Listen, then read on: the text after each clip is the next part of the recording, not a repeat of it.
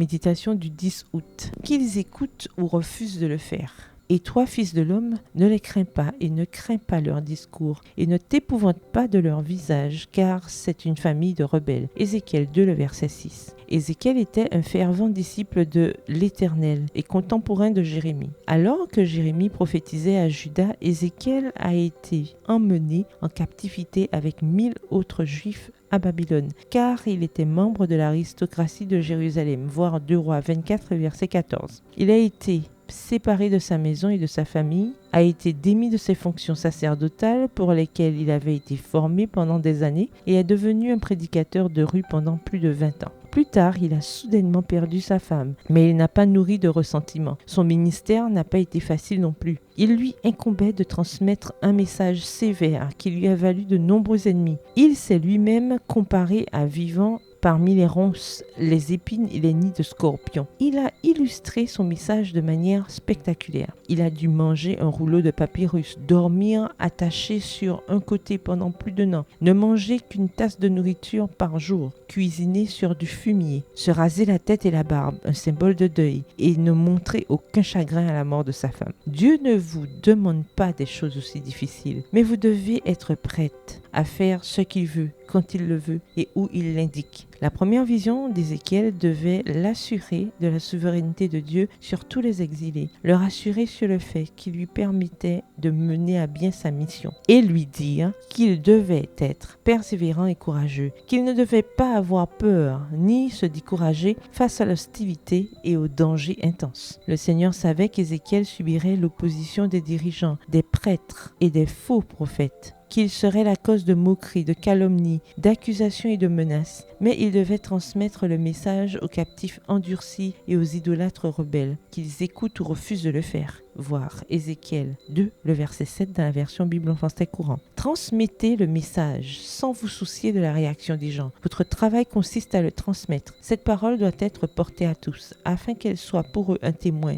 écouté ou repoussé. Ne croyez pas que vous pouvez convaincre et convertir les auditeurs. Seule la puissance de Dieu peut toucher les cœurs. Votre tâche consiste à présenter la parole de vie, afin que tous aient l'occasion de comprendre la vérité s'ils le désirent. S'ils refusent cette vérité céleste, ce sera leur condamnation. L'Esprit de Dieu enlèvera toute peur du ridicule, du rejet, de la critique, de la calomnie et des accusations. Bonne journée, que l'Éternel vous bénisse.